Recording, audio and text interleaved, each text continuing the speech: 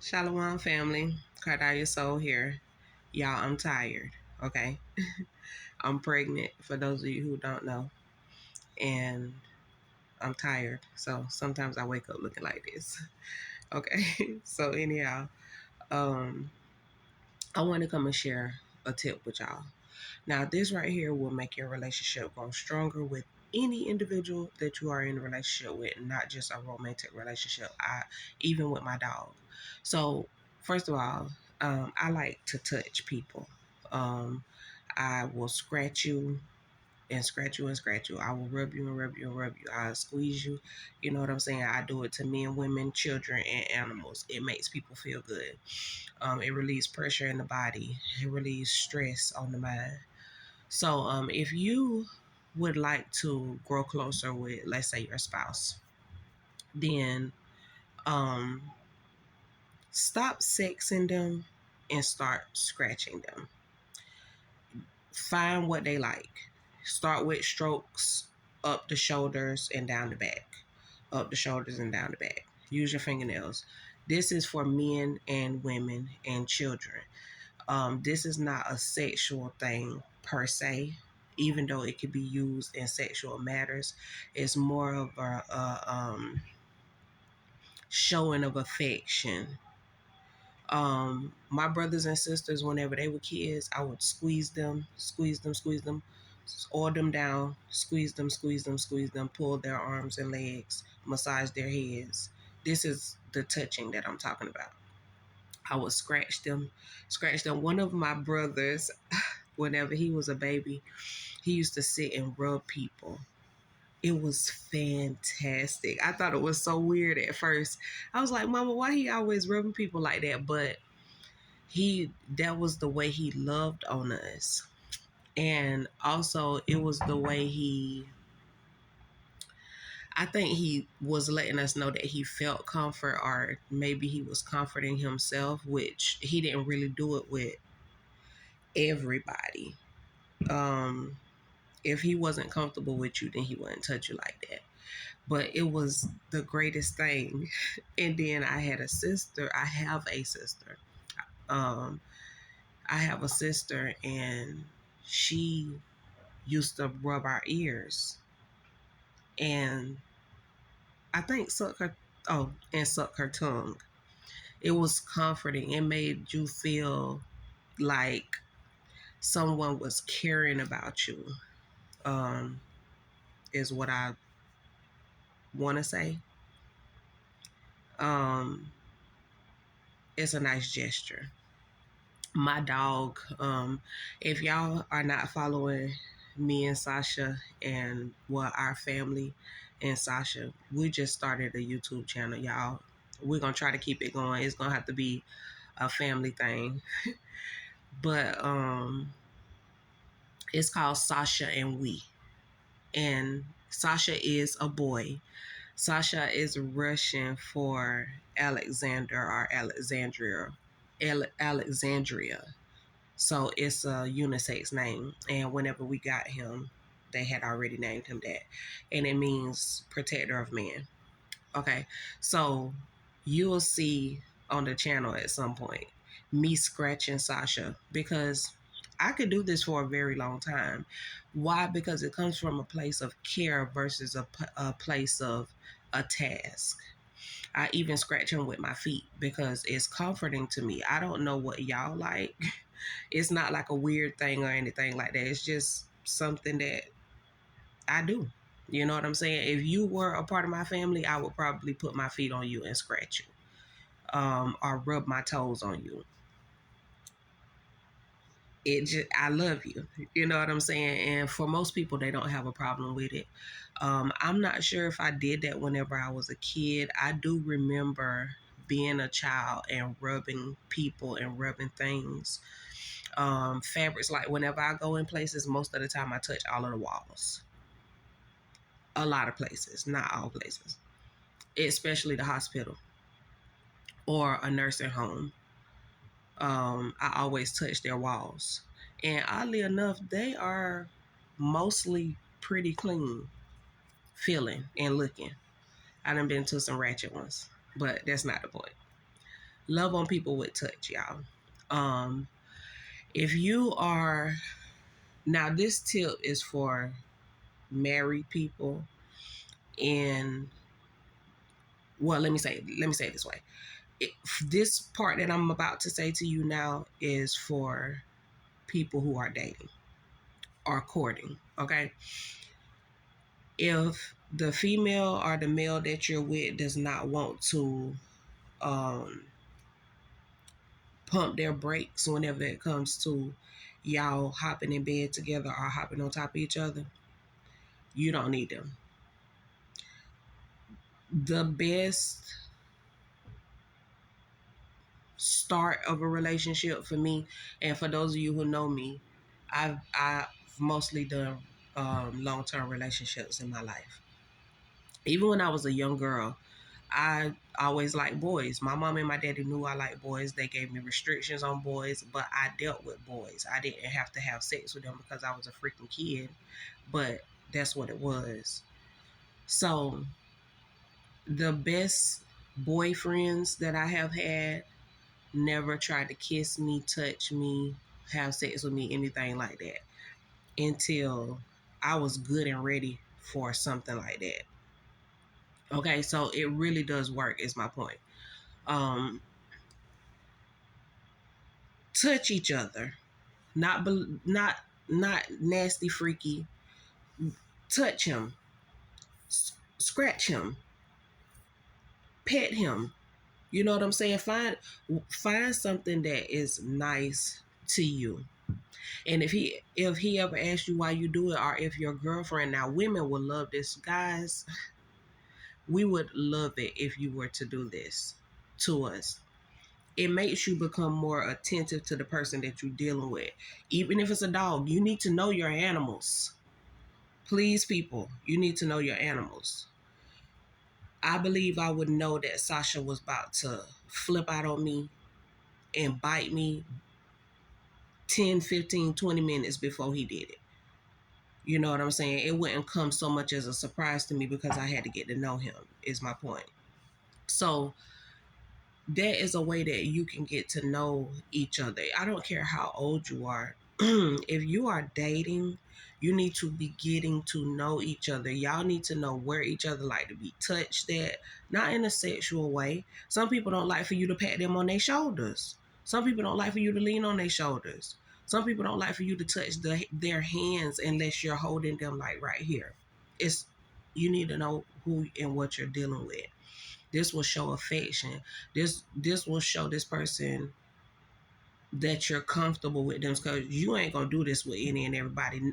Not with the time and dedication that I'm telling you. I'm talking about sitting down 15 minutes to an hour and you're scratching.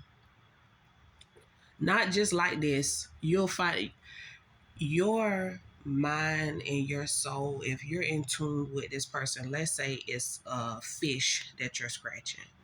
Fish are people too. You are gonna need to find your spirit will lead you in how to touch, wherein you'll see that fish might need to be scratched in the back of its fins. You can help it out because you're becoming more attentive. Same thing with people. All animals, people, even yourself, you know that you scratch yourself all the time. But you'll find speed and you'll find motion in the way the spirit in the room sways things. Try it and let them know, if they ever ask you, this is a thing that I do to show you that I like you. I can't have sex with you. Um, I don't want to have sex. I don't want to do that. It ain't time for that. But I like hanging out with you.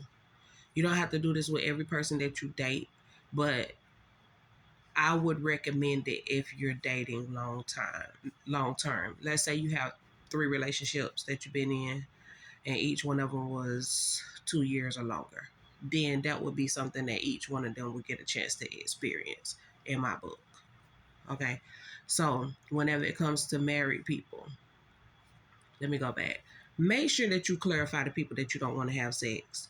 Make sure that you clarify to people that you do not want to have sex. If you don't set boundaries in these relationships, somebody can end up hurting you. It does not matter if you are a man or a woman. Make sure that you let people know that you don't want to have sex, because a lot of us don't go into a relationship with somebody that we are ecstatic over, and we like, oh, I'm about to get ready to screw you right now. That's not that's whore and whoremonger behavior. Okay, so when it comes to marriage, because I'm about to wrap this up, I'm pretty sure y'all can grasp onto the effects that this will have on a child whenever you're a parent. You can mend relationships with your children by intimate means close. Intimate does not mean sex, okay?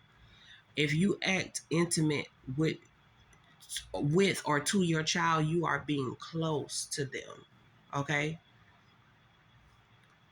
If we can get our minds out of the gutter with a lot of things, we can show our children a lot more affection, okay? Don't let the devil use you. Touch your children, squeeze them, pull their arms. It don't matter how big or how young they are.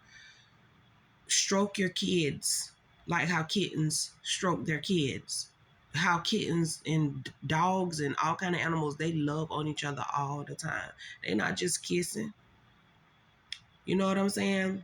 Stroke your children, scratch your children, squeeze your children, oil your kids down when they get out the tub, rub their arms, pull their fingers. That's why I'm doing this right here. This to make you feel good. Do it to yourself sometime. All the way up to the shoulders. You know what I'm saying? It may build a bridge of trust between you and your child once your child sees you coming at them in a not just gentle, you might be a nice parent all the time, but coming to them in a vulnerable way. Because whenever you touch people, you being vulnerable. Even people who are hurting you, they're vulnerable in the moment also, because they're touching you. There's something happens whenever you touch somebody. There is a power or a vibration that is passed on no matter what. I didn't have to study that. I could feel that. That's how I know that's true. So anyhow, it'll be great for children, married people. If you are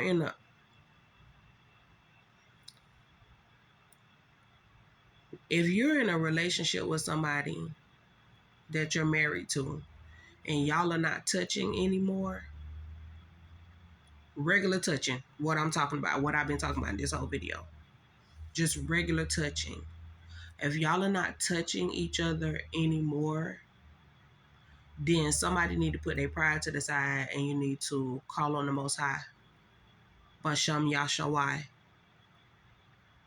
and you need to ask the Rawak HaKwadash to come and lead you in the right direction, or lead your spouse and straighten up both of y'all's minds. That's the prayer. Boom, I just said it. Try it. Do it. Because marriage is hard, but marriage is fun. A lot of y'all give it a bad name because you refuse to get out of your bad situations, out of your bad mind, that low vibration. Child, look, my husband get on my purity nerves, honey, but it's not all the time. And I wouldn't dare to say that he does it all the time. And I'm pretty sure that I get on his nerves also. What are we going to do? Every time we do something that's aggravating, we hold on the aggravation list? No, baby, you got to let that go. If y'all are not touching each other anymore, ask the Most High to change your mind, your spouse's mind, and to get both of y'all together. And to direct y'all in the path to fixing this situation. And fixing situations ain't always easy whenever you got to face what it is you done messed up.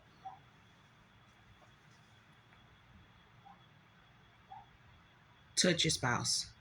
Stop sexing them. Y'all don't have to not have sex. That's not what I'm saying. I'm saying a lot of us, Whenever it comes to making up after a breakup, the first thing that we're thinking is the bed. And I'm 36 years old. I feel like that shouldn't still be our go-to for making up. Buying flowers shouldn't always be our go-to for making up. You can do all of that. I welcome it. But touch your spouse. Take time. Like, women and men go to spas to let somebody touch them for hours. It's not just massages. You know what I'm saying? Do it at home. Touch your spouse. Scratch them. 20 minutes. Pay attention. Put your eyes on what you touching. Use motion that tells you, I love this person. If you don't hear that, if you got an aggravating vibration, something that's like, I'm gonna do this right now. I have been pregnant 7 times in the 7 years that me and my husband have been joined in holy matrimony. I get tired. I be tired. But I try my best to always touch my man. Squeeze his arms, just, you know, rub his head. I'm talking about for a long time till he say that's enough. You learn how to put selfishness to the side.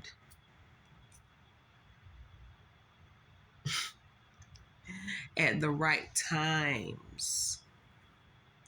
You learn when the times are.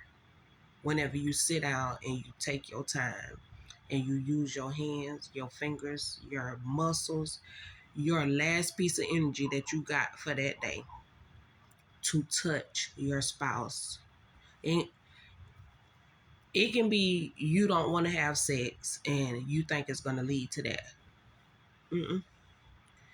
Not a nice and gentle, babe, we ain't got to do that. We ain't got to do that. I just want to, I'm glad you're here. I just want to feel you. A lot of stuff in your marriage can be changed with this little thing. And I'm telling you this because this is what I do and this is what I have done. People ask me, how do you stay in these relationships for so long and you so young? I started long-term relationshiping when I was in the kindergarten. My first boyfriend, I stayed in love with him. So I got to give y'all some context. I stayed in love with him until I was going into the high school. He was a child of Esau, and we was just always friends. You know what I'm saying? The love came from my fondness of him in my heart. He always treated me nicely. We played ball together. His sister played ball with us. We were just kids that were growing up together. Nothing serious, but long term inside of me. Oh, there were other boys. We like multiple girls and boys whenever we grow up.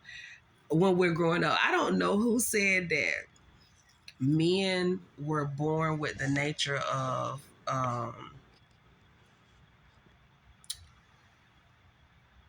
not being monogamous and women were born to be monogamous. Y'all crazy as hell. That is not true. That is not true.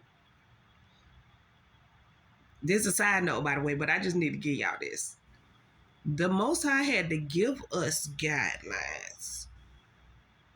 Because we'll have about 4 of y'all, not just for sex, but that included. Not running the whole house. Convenience. He had to specifically give us guidelines on how many men we can have, little bruh. I need y'all to understand that we is not, whenever we growing up and we thinking about sex, It starts out as I want to be a holy woman. But even before we lose our virginity, we like, oh, I like him, and I like him, and I like him, and I like him, and I like him. If our mamas and grandmas and aunties and cousins wouldn't have told us, no, God said you can't do that, then some of us would have more than one husband on paper. Okay? It's just that we're held more tightly to the guidelines in the eye of the world and the action of the world, but the word gives you a word called a whoremonger. And that's what a man is who has a bunch of women that he's not married to, and or has married a bunch and put a bunch away. Because you become an adulterer whenever you do that, if it's not done correctly. Let me say it that way. So anyhow, back to what I was saying. But whenever I got a little bit older, I may have cheated, but I did long-term relationships. The cheating went from heartbreak, heartbreak cheating, to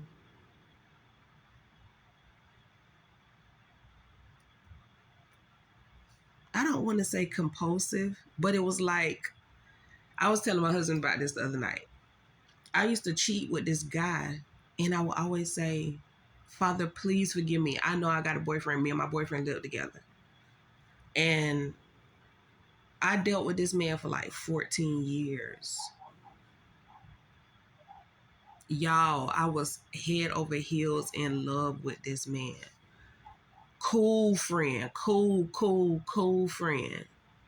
Like, seriously. One of the coolest individuals I think one could be friends with. But I was always convicted. It was terrible, y'all. I used to cry, and the guy that I was with, been with him, we had been together for like 6 years at this time. And I know that I needed to be out of that relationship because I wasn't right. I'm not even going to talk to y'all about what was going on his part, because that's not important. It's me. I wasn't doing right. It wasn't like a 24/7 thing, but at a point, it was pretty often. And I cheated, but we stayed together because I'm a Southern girl, and people cheat on their husbands and wives and they stay together, baby. But the word say something different. Okay? Anyhow, I move on up, I get a little bit older, and I'm still doing this long-term relationship thing because in my mind, at one point, I must say this, 7 years was a cutoff point in my mind. But really, it wasn't like I was trying to reach that to cut things off. No, I was trying to give you an ample amount of time before you reach the number of completion. To us get it together, you get it together, me get it together, or whatever. I was trying to allow that. So I got better. I didn't cheat as much, even though I may have. But whenever I got with my husband, what made me not want to cheat and what sealed it for me was, number one, there was nobody out there that I wanted to do that with. The person who I had been head over heels in love with told me that he wasn't for me. I deserved somebody who was going to love me and marry me, and he said that he wasn't going to do that because it might have been something about me, but what he said was he doesn't want to get married until he turned into an older man. I didn't have time for that because I was trying to have children. You know what I'm saying? So why have hard feelings? You done had this person in your life all this time, whether it was right or wrong, or good or bad, functional or dysfunctional, good or bad. But I had to let that go. And my husband was worth more and is worth more than that. This somebody who married me after knowing me for 14 months. You know what I'm saying? And he waited 6 more and boom, we was in there like swimwear. You know what I'm saying? I want to have a baby. I asked the Most High for it, and Timothy is on time. Tawadaya. So it was nothing worth me throwing that away for. I gave him my touches, and he accepted them, and he enjoys me. Some people get weird whenever you touch them. Child was in a relationship where we, at one point for probably about 4 years, we did not show affection at all. We didn't say I love you, none of that. But I was still giving out what I give to my husband because this is basic relationship stuff. This is not sexual. This is not manipulative, although it can be both of those.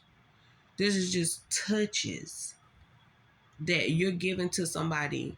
You're taking your time and you scratching. They've been itching in that same spot for 3 weeks.